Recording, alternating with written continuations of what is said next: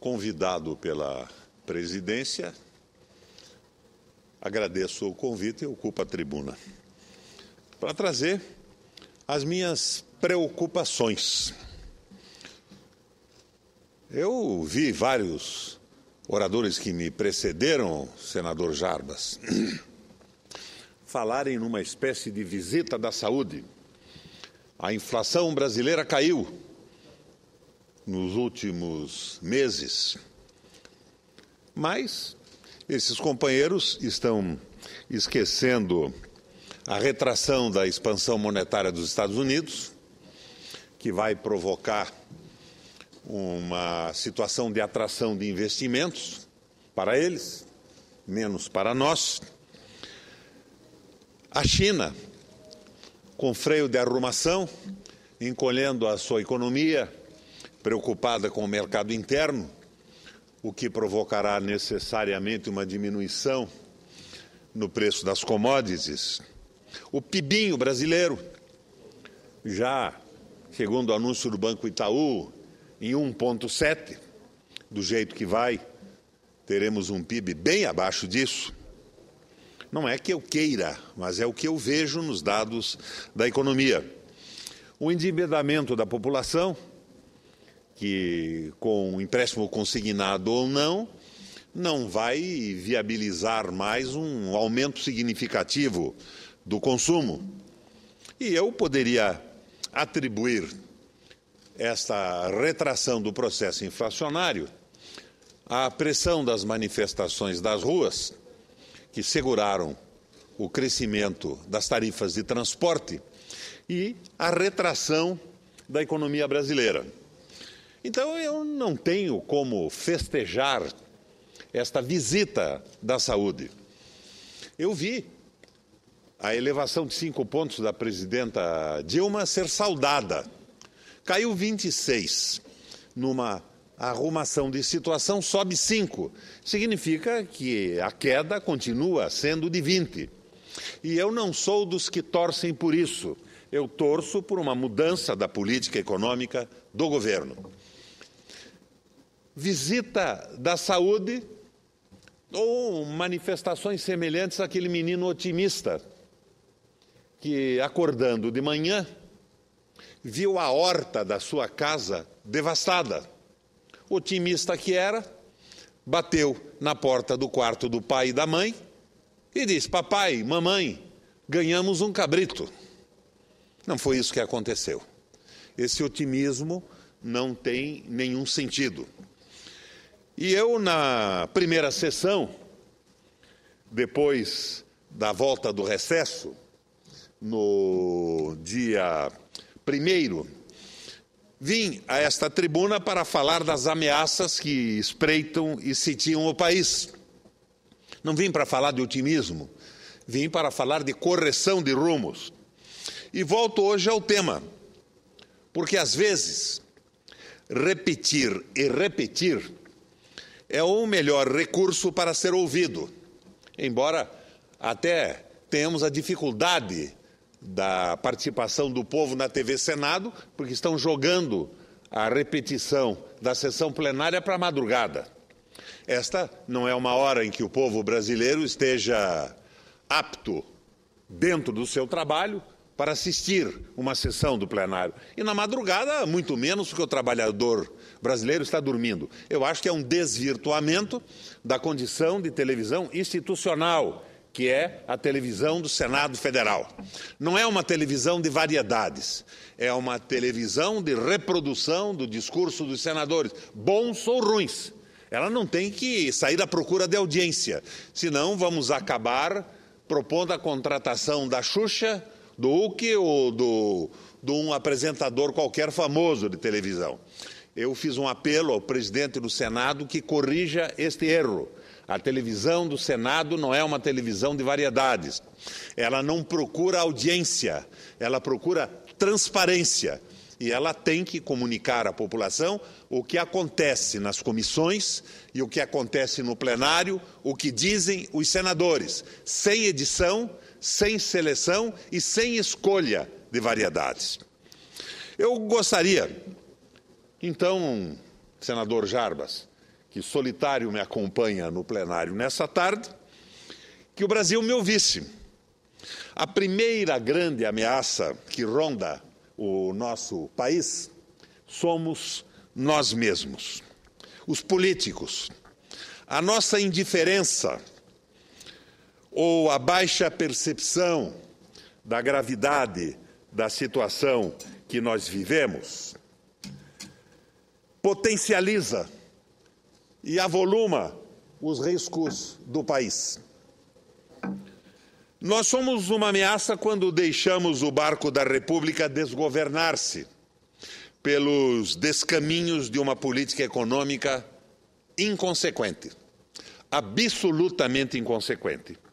Não interessa se somos base do governo ou se somos oposição.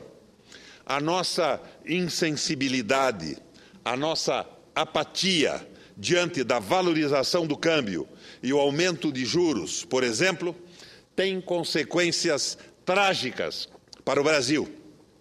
Será que não compreendemos que o câmbio e juros nos empurram para a desindustrialização e o desequilíbrio do balanço de pagamentos, para a sangria das remessas de lucros e intensifica o perigo do desemprego?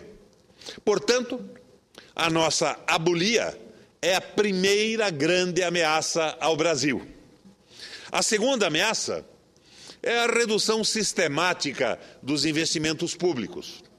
O governo puxa o freio, na fiusa de que o investidor privado venha substituí-lo.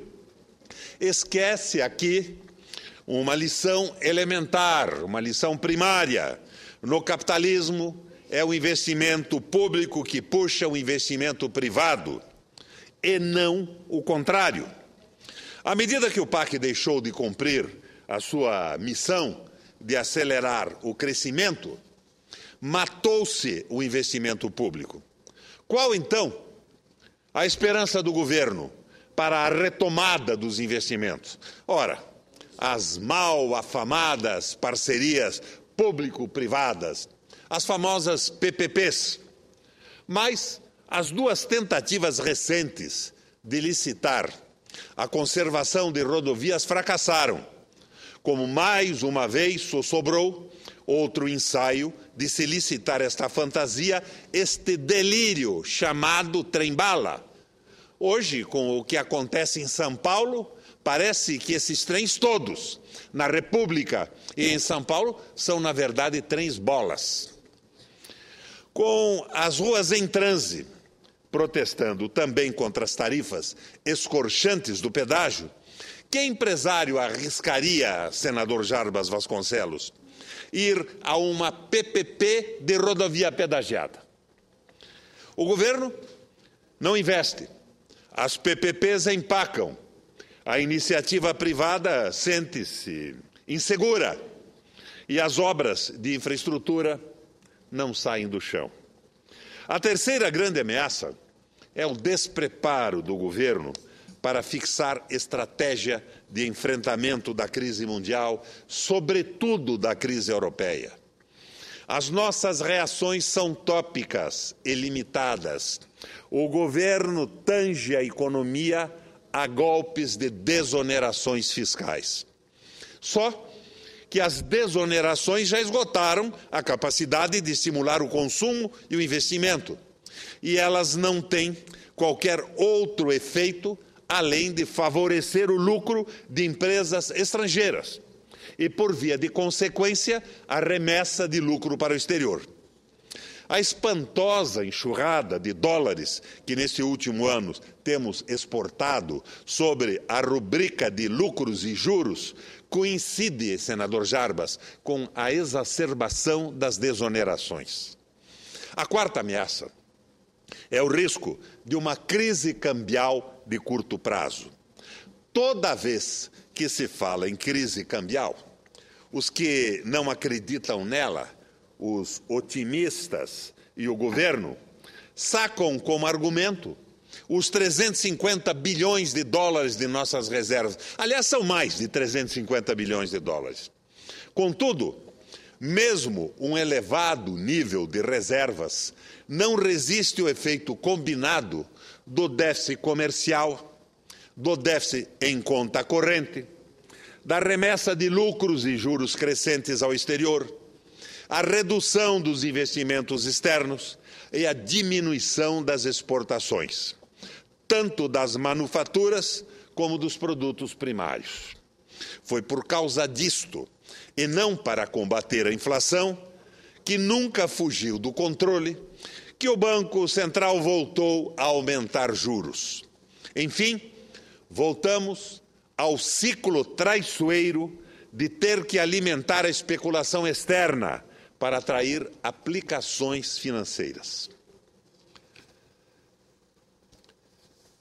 Com isso, ingressamos no pior dos mundos, ou seja, revalorizamos a nossa moeda, radicalizamos o processo de desindustrialização e diminuímos a possibilidade de retomada das exportações, agravando o círculo vicioso da crise.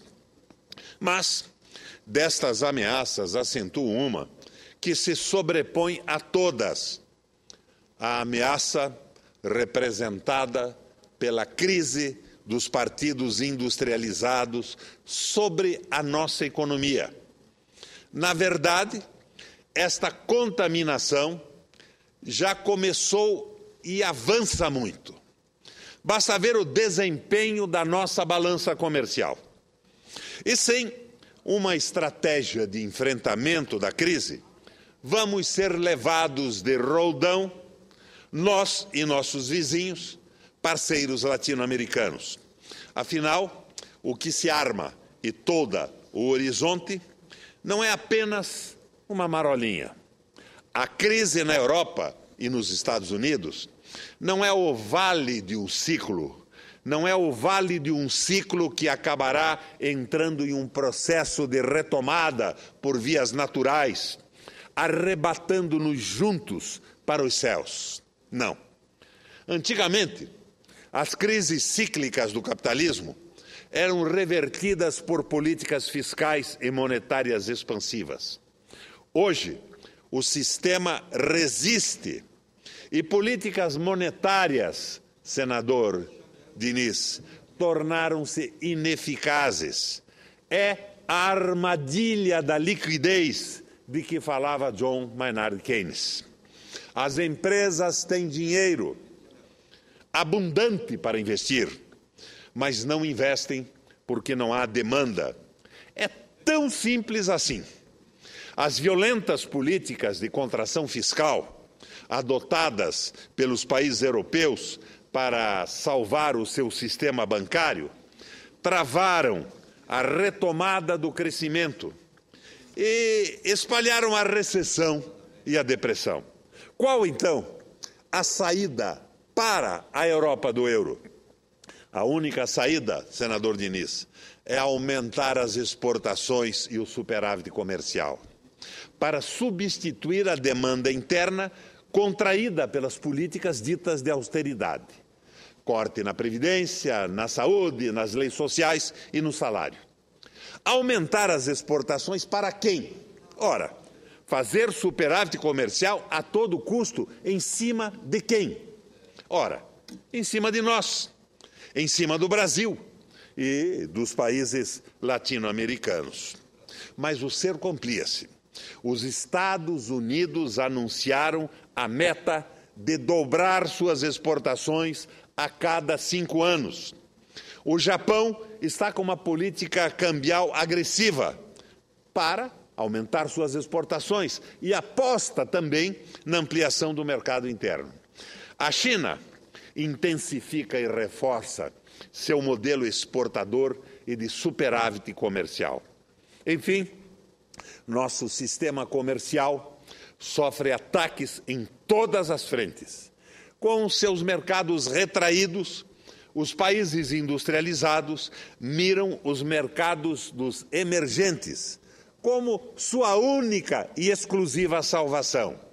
E os emergentes somos nós. E isto acontece em um momento em que depois de 19 anos de superávit comercial, o Brasil passa a acumular déficits comerciais e déficits em conta corrente. E qual a estratégia proposta ou sinalizada pelo governo brasileiro diante disso tudo? Nenhuma. Daí porque eu não entendo esta euforia pela redução do processo inflacionário num determinado momento em que a balança comercial sofre déficits tão absurdos. Nenhuma estratégia ao mesmo tempo em que os movimentos táticos de desoneração se estiolaram. Não tem mais efeito algum, ao não ser o de aumentar os lucros das multinacionais e a remessa para o exterior de juros e de lucros. É claro que a saída não pode ser esta bobagem de acordos de livre comércio com os países desenvolvidos, acordos bilaterais. Seria o confronto do Davi sem a funda com o Golias, extraordinariamente bem armado. A saída visível e possível é o aprofundamento da integração produtiva e econômica da América do Sul, como eixo central para a retomada de nosso desenvolvimento.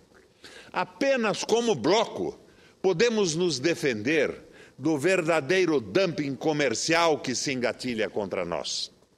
Mais ainda, desta vez o declínio da indústria manufatureira em toda a América do Sul não será compensado pelo aumento das exportações de commodities, como ocorreu nos anos 2000 até a crise de 2008. Afinal, a China, o glutão insaciável de grãos, de minérios, de carnes, da América do Sul, o nosso grande consumidor, revela-se indisposta. Quer dizer, estamos no mesmo barco. Em consequência, precisamos de uma estratégia comum para não afundar. Contudo, não chegaremos a um porto seguro sem a decidida liderança brasileira, que não existe, não se expressa, não se define. Será que é tão difícil entender isso? Eu acho que não. Mas do alto desta tribuna, lanço um olhar ao Brasil, ao plenário, apuro ouvidos para sons e murmúrios da esplanada dos ministérios. Espero com ansiedade um movimento no Palácio do Planalto. Desejo até mesmo que a oposição diga alguma coisa. Algo diferente do que o senador Álvaro Dias disse hoje. À procura dos escândalos que se sucedem em todos os governos, os cartéis das empresas militando contra os interesses do país. Mas não escuto absolutamente nada. Não escuto nada que seja um pouco mais criativo que as mesmices dos enganosos e marqueteiros choques de gestão. E nada ouço, nada vejo, nada sinto. E esta casa? E o nosso Senado? Ora, o Senado diverte-se, distrai-se com a dita pauta positiva. E o meu partido, o PMDB? Bom, o meu partido é assunto para um outro discurso, mas cá entre nós vai realmente muito mal. Presidente, obrigado pelo tempo que me foi Senador, concedido. eu gostaria de ter uma parte. Como não, senador Cristóvão? Senador, eu quero acrescentar mais uma grande ameaça, que é a euforia do governo. Não percebendo a dificuldade do momento que nós atravessamos. E talvez essa, senador, seja a mais grave de todas as ameaças, porque ela impede ver as outras ameaças. Essa é uma ameaça que cega. A comemoração, por exemplo, da redução nessas semanas da taxa de inflação, como se isso fosse a vitória diante da inflação. As condições estão dadas para que essa inflação não seja resolvida tão fácil. Quais sejam? Manifestação nas ruas e retração da economia interna. Pronto. Isso provoca... Ou seja, o desastre não justifica a euforia da redução. Claro, não justifica. Isso daí é como dizer que lá no Paraná esse ano teve o maior frio de muitos anos. Isso é prova de que não há aquecimento global, como eu ouvi gente dizendo. Isso é prova da desorganização climática. Então, essa euforia que impede o governo de ver, impede os nossos partidos de verem, são uma ameaça a nos preocupar. Nesse sentido, o seu discurso ajuda muito mais do que todos os elogios feitos aqui a favor do governo, porque ajuda o governo a acender uma luzinha e dizer, será que as coisas estão bem mesmo? Será que não é preciso uma mudança de rumo? Será que não é preciso ajustar, e mais do que ajustar, mudar diversas coisas? Além disso, a outra ameaça é o médio e longo prazo, que o senhor falou. A oposição não diz para que viria. Não dá nenhuma proposta alternativa. Faz críticas sem dizer o que faria no governo. A gente fica com a dupla ameaça. A ameaça daqueles que pensam conforme o governo atual e a ameaça da falta de proposta dos que não pensam como o governo atual. E muitos, como nós e alguns de nossos partidos, a ameaça de estarmos omissos, salvo um discurso seu, um discurso meu, um discurso do senador Jabas, uma omissão dessa casa num momento tão crítico, tão difícil, não só pela crise conjuntural, mas, sobretudo, pela falta de uma proposta de reorientação da estrutura que caracteriza a sociedade e a economia brasileira. O seu discurso, a presidenta devia olhar com mais cuidado, mais atenção, mais gratidão do que todos os elogios que têm sido feitos a ela nessas últimas semanas e meses aqui. Pena que isso não vai acontecer. Ela vai continuar preferindo ler os elogios, mesmo que sejam produtos da cegueira que a euforia provoca. Senador, na verdade, esse meu discurso de hoje é uma reiteração do discurso que eu fiz no dia 1º, na abertura dos trabalhos do segundo semestre desse ano no Senado. Mas eu realmente não entendo como é que esse desastre da economia pode levar a base do governo à euforia. Logo, senador Cristóvão, a maior ameaça que o Brasil tenha, o que o Brasil tem hoje, é o Congresso Nacional e o nosso silêncio. À exceção de alguns poucos, a ausência absoluta de propostas alternativas da oposição, que fica falando na corrupção que existe, tem que ser combatida, e eu acho que as instituições estão dando conta disso. Não há nenhuma proposta de mudança de rumo. Eu começava a minha intervenção hoje, Vossa Excelência não estava no plenário, dizendo que é uma visita da saúde. É um momento em que parece que o organismo econômico brasileiro se reabilitou e todo mundo bate palma. A presidenta subiu 5 pontos depois de ter caído 26. É a visita da saúde. E eu dizia que este plenário se assemelha no discurso àquele menino otimista que, vendo a horta da sua casa completamente devastada pela manhã, bate na porta do quarto do pai e da mãe e diz: papai, mamãe, provavelmente ganhamos um cabrito. Há uma indiferença absoluta do Congresso Nacional. E a nossa presidente responde a tudo isso inaugurando o trem elevado Quester, que é um trem movido a sopro, que transporta o pessoal do aeroporto de Porto Alegre até a rodoviária num percurso de 800 metros. E isto vira a grande notícia do governo para o Brasil. A Dilma recuperou 5 pontos, mas caiu 26. E a situação da economia é muito ruim.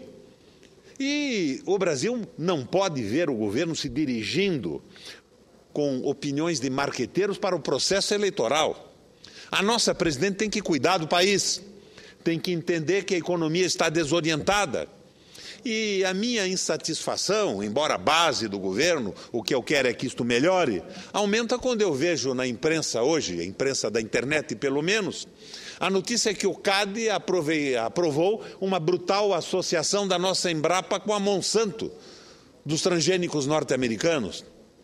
Então, o que eu vejo é que todos os compromissos, tudo que nos levou a apoiar esse governo, e continuamos apoiando, porque não somos cínicos, somos céticos, e o cético se caracteriza por uma vontade desesperada de voltar a acreditar, enquanto o cínico não acredita em mais nada, vai se desfazendo.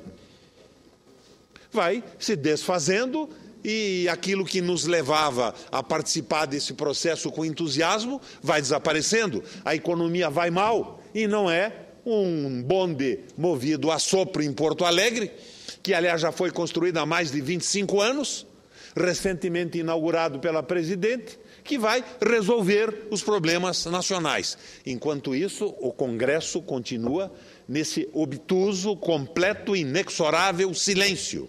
Falta de propostas, falta de discussão. E ainda, repito o que disse já no começo da minha intervenção, os gênios da comunicação do Senado resolveram retirar a repetição do plenário do Senado, que é onde nós falamos, colocamos as nossas opiniões, que era replicado às 8h30 da noite para as 11 horas. Portanto, Vossa Excelência, que provavelmente vai falar depois de mim, agora será pouco escutado, porque está dentro do expediente dos trabalhadores brasileiros. E menos escutado ainda será à noite, porque irá para o ar a intervenção de Vossa Excelência depois das 3 horas da manhã. Obrigado, presidente.